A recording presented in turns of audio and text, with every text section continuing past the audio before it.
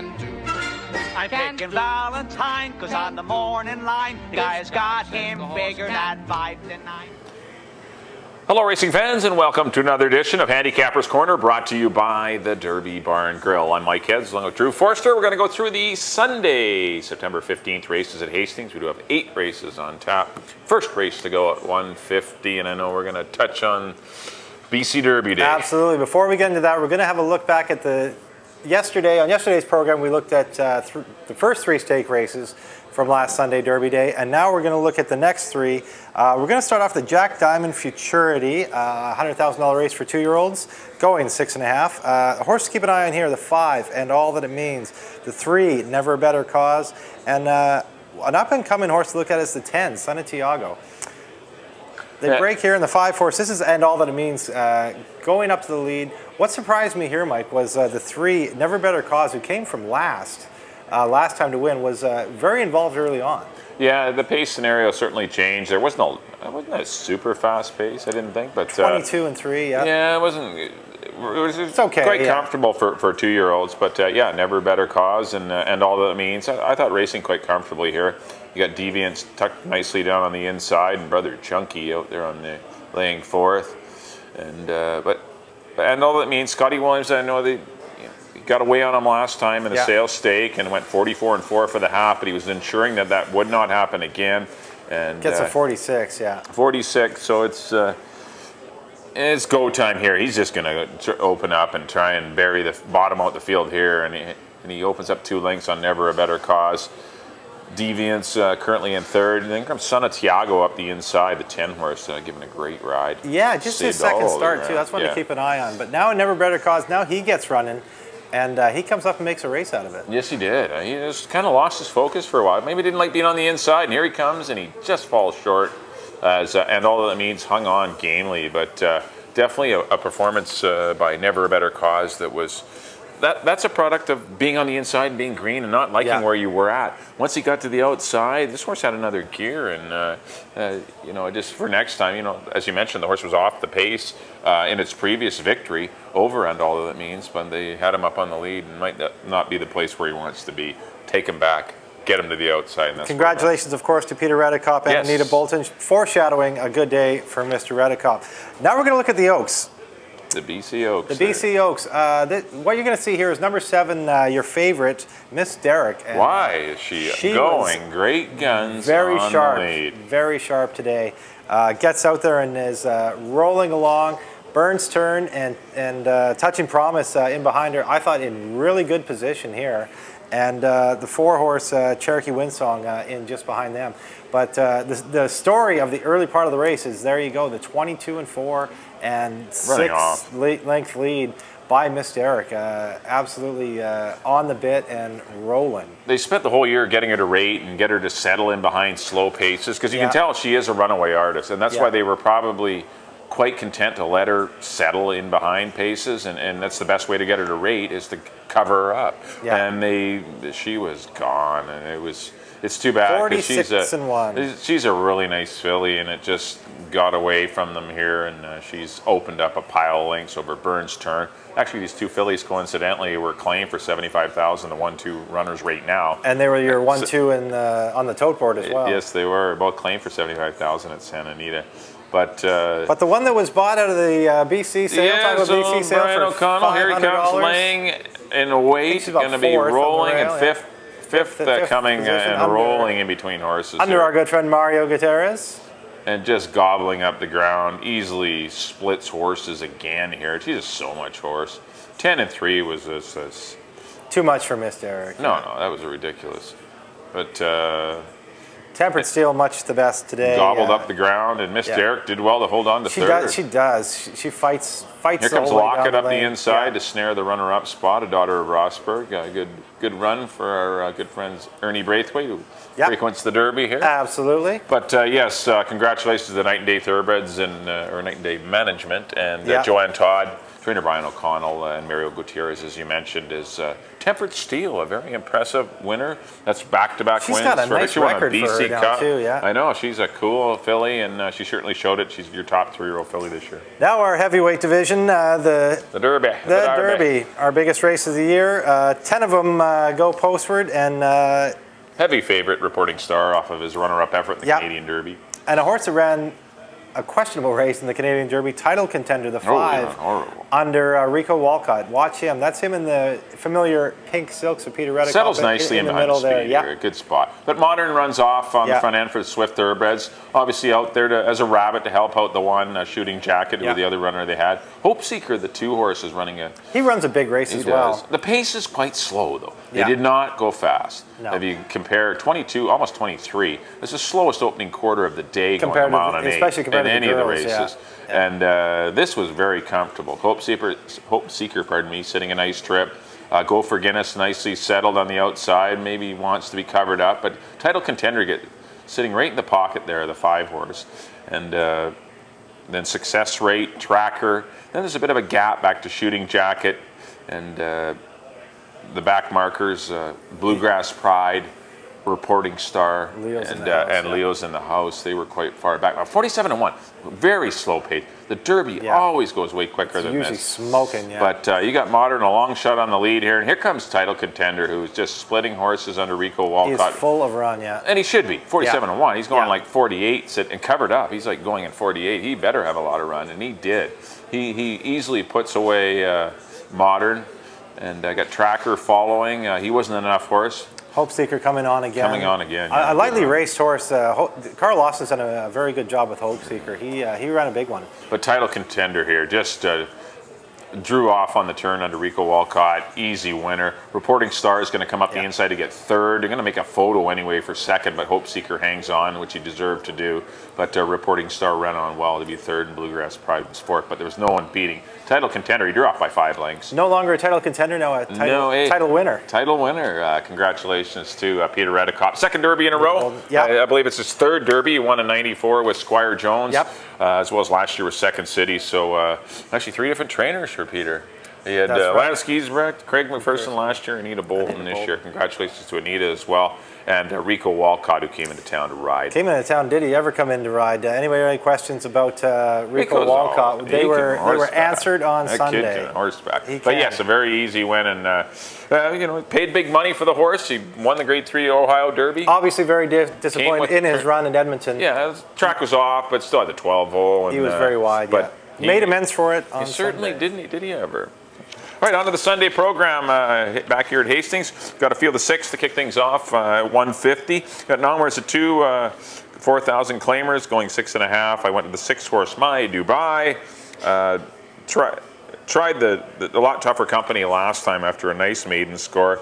I thought he ran very well at defeating Peyton's Best, and Whose Daddy Is That. Showed good speed and got the job done off the brief layoff. Then was asked to do a lot more in his next start, run into some pretty salty horses, going a mile and 16th. So I like him coming back to 6.5. I think he'll beat the 4 joint choice. Those are your 2 horses in here. It's like one's going to be 3-5, the other one's going to be 8-5. It's not going to be a... We're not giving you anything you don't know here, but joint choice will definitely be the other horse, and I put the 5-horse rolling in the aisles for 3rd. But 6 and 4, 4 and 6, I think those horses are head and shoulders above the field. Yeah, I agree. I got My Dubai on top, as you mentioned. I got Joint Choice in 2nd, and Rolling in Laws 3rd. That's the way it looks. Yeah, that's the way it looks. Joint Choice has disappointed me so many times this year. That's why I put him in the 2nd spot. I got 6, You got to give up 5. on horses sometimes. Exactly. You got to divorce them. On to the 2nd, 3-year-olds and up, 4,000, non-winners of 2, going a mile and a 16th. And I've gone to the 1, Jackman Road, conditioned by Hall of Fame trainer Alan May. Scott Williams gets back aboard. Scott was off this horse last time. Amadeo Perez picks up the mount. Scott gets back aboard. Ran a big 2nd to Crossrail Court last time. He was your betting favorite that day. Been your betting favorite the last 2 times. I think he'll be your betting favorite today, and I think he finds the winner's circle today. This one does not look as tough as the races he's been running in. The 2nd spot, I put Country Cash out of the Carl Lawson bar. We just mentioned Carl Lawson running 2nd in the Derby with Hope Seeker. He ran 3rd in that race last time against Crossrail Court and Jackman Road. As I mentioned, no real newcomers in here that look exceptionally tough. So the race seems to be kind of the same. I have him in second. And Bite Your Tongue out of the Robbie Addison barn, a recent maiden breaker. Over Whose Daddy Is That? Snuck up the rail that day. A nice ride by Amadeo Perez. And a similar ride will, I believe, get him into the mix. I got 1, 4, and 5. I agree with the one horse, Jackman Road. I think he's your horse. Kind of got a little far back last time from an outside draw. I think from the inside he'll be placed a lot closer. And I think he's good enough to win the money. I put the 6 horse Extra Moon in for second. I thought he got caught up on far too fast a pace last time and paid the penalty. He ended up tiring to run 5th. I think things will be far more relaxed. I think 1, 6, 6, 1. I would recommend playing both of them. They're both, to me, it's kind of like the first race where the 4 and 6 look to be miles ahead of the field. Then it's a big gap back to the 3rd and 4th horse in ability, and I think that's the same in this race. I think it's 1, 6. I put the 4 Country Cash in for 3rd, but I think the 6 or 1 will be your winners. But I did go to the 1, Jackman Road, 1, 6, 4 for me in the second race. On to the 3rd, we got some $10,000 claimers going a mile and a 16th. Actually, this is number 2 of the marathon series. Or mile, I can't. What does that say? Mile and 3/8. Oh, my glasses. Mile and 3/8. Blind. No, I said a ways. It's a ways. Mile and 3/8. I went pass under the wire 3 times. Yes, they will. I went to the 3, Say Fabulous. I kind of liked him last time. I'll follow him back, and was a narrow winner.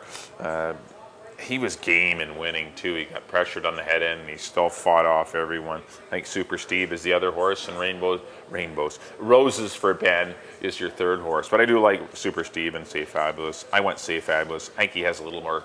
I think he's got a tactical edge. I think that's what's maybe going to get him in the winner's circle, but not much between them. A little more weight on Say Fabulous, and that could turn things around.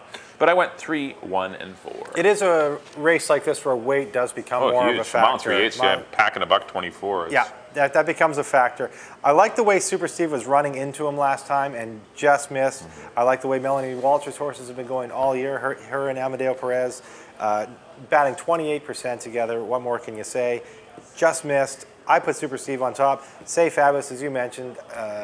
What a fighter he is. Yeah, he's always runs. Unlucky not to win more races this year. He sure has been. He's run very tough. I have him in the 2nd spot. Roses for Ben, obviously. He figures to be tough in the 3rd spot, too. Jim Brown's numbers off the claim are very good. So I got Roses for Ben in the 3rd spot. I got 1, 3, and 4 in the 3rd. Your endurance race. On to the 4th. Maiden claiming $25,000 for 2-year-olds, going 6.5 furlongs. Excuse me. I've gone to the 1 here, Dead Set. He's been running in tougher races. He's been running in the maiden special weight category here. Ran into Majestic Mark, Never a Better Cause, who came back to win a stake and just about win the Jack Diamond Futurity. Then he ran into Off the Top, who ran a big race that day. And that day he was running close to the pace over a sloppy track, and Off the Top made a nice move to come up. So I like Dead Set. Just faded back a little bit in that one. The 2nd spot I put, It's Up to You. An even run last time under Antonio Reyes. Got a little tired in the end. I think with that race under him, he'll be much liver for George Gilbert. And in the 3rd spot, I put Ride the Sky. First time starter out of Mike Anderson. The works are good. Mike knows how to have a horse ready for, of course, Wheeled and Thoroughbreds are having a very good year. And I love the name of the stallion on this one, Idiot Proof. Yeah, that's us. 167 for me. I went to that horse. I'm going to go to Ride the Sky to win it, the 7 horse. Idiot Proof. Idiot Proof. Out of the good mare, Shantonian, who was very quick. She had a lot of speed, and it was a very good race mare. The works are excellent. A couple of 102s followed up by a 101 and 2. This is not a tough spot to debut. I think this horse is really alive, and if this horse can run a little bit, I think it'll win. I put the 3 horse Richter Red, another debuter. This horse actually was in a couple of weeks back and was scratched at the gate. It wasn't his fault, but he was next to him, climbed all over him. I was wondering if that was the horse. That was the horse. Okay, yeah, I should have had him in there then. Jumped out. They got jumped on by the horse beside him, and they had to scratch the horse. But he's come back since to work in 47 flat. He had nice works going into the race. The mare at the end of the Rainbow was a really nice mare that Bruce also campaigned. And I wouldn't be surprised to see this horse win either. I think you need both of those, just as a start in your pick 4. I get a mulligan there. I wasn't sure if that was the horse. I would definitely have him in there. And the 6, It's Up to You. I put it in for 3rd. I can definitely see this horse moving forward. It was 4 wide early. I know the final time was dreadfully slow, but the track wasn't as fast that day yesterday, but still, at least this horse was four deep the whole race and still battling on. This horse has a reason to improve with a little bit better trip. So I went 7, 3, and 6. But I was looking at the firsters in here. I thought maybe that was the place to go in this race. On to the 5th race. Once again, 2-year-olds here. These will be 12-5 claimers going 6.5. I'm going to go to the Donny Rowe runner number 1, Abra Begone. Right. This horse, got pressured a bit on the head end. Ran okay, I thought, against No It's a Lie, who came out to run in the Futurity. That was his first try on Lasix, but I don't see this being a super tough spot for her. The race come up void of any early speed, so I think she gets the lead to herself. I don't think she has the tough horse leaning on her like she did have last time, and I think things will be a lot easier for her. So I'm going to go to the 1, Aber Begone. Put the 4 horse Unorganized Chaos in for 2nd. This horse was a good 3rd in her debut, a daughter of Cause to Believe, and they've been running so well. Wouldn't be surprised to see this horse step forward. Gets off the rail too. This horse had the inside post, kind of got shuffled back early, made an excellent run late, so I think you definitely need this filly on your ticket. And I put the 8 horse Macawow in for 3rd. I had to pick someone. Wasn't big on any of the firsters, and I like 1 and 4. I mean, those are my 2, and then I kind of struggled to find a 3rd horse, but I went to the 8 Macawow. I put the 4 on top, Unorganized Chaos, trained by Kelly Rycroft, owned by our good friends, the Johnsons, Sharon Johnson. Just got beat 3/4 length in his first start. Figures to move forward in his second start. I like the fact that it's had a race, going 6.5. So I got Unorganized Chaos on top. The second spot, I put number 7, Promise Glory, out of the Dave Forster barn. Richard Hamill rides. Gold Accent was a stakes-winning mare they had. They've had problems getting her in full. This is her first full to make it to the races. Cause to Believe, as you mentioned, they've been running well. Works are okay. It's not an overly tough race. Debuts for 12.5. I don't mind Promise Glory. And Macawow, same horse you had in the 3rd spot. The 2-back race where it just got beat a neck by another edition would definitely make some noise. Pat Jarvis's horse have been running extremely well lately too. 4, 7, and 8 for me in the 5th. On to the 6th, Fillies and Mares, 4,000, going 6.5. And I've gone to the 3, Lady Born. This is a non-winners of the year, but the other condition on it is non-winners of 4 lifetime. She fits that condition. She's the now horse. Going well, going well. 2 seconds. Then won her last 2. Got beat by Pine Walk. The last time she ran 2nd by a half length. Pine Walk got very good after that. Then she's come back and won by open lengths 2 times. I think she's your horse in here. The 2nd spot I put We Are One. Just got unlucky. Got beat last time by a very red-hot El Ciervo. Nobody like El Ciervo in here, except for, as I mentioned, maybe Lady Born, but nobody's accomplished as El Ciervo in here. So I like the 5, We Are One. And the 3rd spot, I put 1 taking a big drop. There's a few taking drops in here. I put the 1, Uniqua, out of the Steve Henson barn. Thought enough for her to run there in the BC Cup Dogwood. Ran back for 17.5 for 3-year-old fillies. She is a 3-year-old filly in against older mares. So I didn't put her that high on the ticket. But with that big a drop, I'm not going to ignore her. I got 3, 5, and 1. Yeah, I agree with your 3, Lady Born. I think she's going well. She has speed. She should be in position. It's hard to see her getting a poor trip. Her numbers are improving. She didn't get a big buyer last time. I thought she should have gotten a little bit better one. The runner-up horse, Forever Me, came back to win. I mean, she's beating some pretty genuine fillies that are in good form. So I got to stick with Lady Born. I know there's not going to be a big price there, but I think she's your horse. If anyone does happen to beat her, maybe the 7 horse, Victoria's Spirit, who's been freshened up, dropping in class. She is a 4-year-old. So I think those races were tougher. The Notice Her, the Notice Her race was considerably tougher, and she's been freshened up. I like the works, 48 minute, 40. I mean, she's got a little series of nice works prepping for this race, so I think she deserves some respect. And Amadeo Perez jumps aboard as well, so that's a big plus. I put the 5, We Are One, as you mentioned, good runner-up effort to El Ciervo, back in for $4,000. I think We Are One always deserves respect at any level in the filly mare, the lower level filly mare division, so she always warrants a look. I went 3, 7, and 5, but I went with the sharp filly, Lady Born. On to the 7th race, 17.5 older horses going a mile and a 16th. Boy, there's a lot of speed in this race. There is some gas in here. Speed horse went in here. I'm going to try the 4, Blade Scuffler. I'm hoping he stays out of the pace stool. He got into one last time with Bear Rock and Roll. Ended up putting Bear Rock and Roll away. Actually coming back to get him for 3rd. but went 23 flat, 45 and 4. I have no idea what was going on that day. There's been some rider changes on both of them. Obviously, the connection's not happy with, and nor should they be, when you see two guys going in 45 and change in a 17.5 claimer going on the 16. Yeah. So Blade Scuffler, but this horse has been running well. Lost to Ishkar, who's been on a roll. You know, defeated a Say Fabulous, who won #1 of the Marathon Series, 3 starts back. I know this horse has been running in lesser company, but he's been running big races. And I just love the interior fractions he's been running and still game. I think Phil Hall's got him on top of his game, and I think he's going to be tough. Put the 3-horse Bear Rock and Roll. I think he'll get ridden a little quieter this time. I think he'll be off the pace, and I think he warrants another look. He was the heavy favorite, or not heavy favorite, but he was the chalk last time. And I put the 1 Deputy's Command in for 3rd. I put him over Ganbei. But Ganbei had every shot to win last time. I was just disappointed. Yeah. I liked Ganbei. He barely got Blade Scuffler and Bear Rock and Roll, who were like on a suicide mission. You got to beat them horses by 10 lengths. Yeah. But he barely, you know, got by them at the 16th pole. I know he beats them by 3 lengths, but he didn't grab them until the 16th pole. And that worries me that he's not, I don't know, I'm just a little concerned that he needs everything, like, really to go his way. So I went to Deputy's Command, who didn't need everything to go his way. He made this dynamic move from off the pace. I know that was a restricted 17.5. Yeah. This is a tougher race, but I like the 1 for 3rd. I went 4, 3, and 1. Well, you're not going to like my top pick. Well, I know you're all over. You're on Ganbei. I always pick Ganbei. I like Ganbei a lot. Horse has made almost 200,000. Got beat by a filly last time. He did get beat by a filly last time. A filly that you picked in the stake, I might mention. I know. I loved her after beating these horses, but then it was just proved that she didn't beat much. I guess so.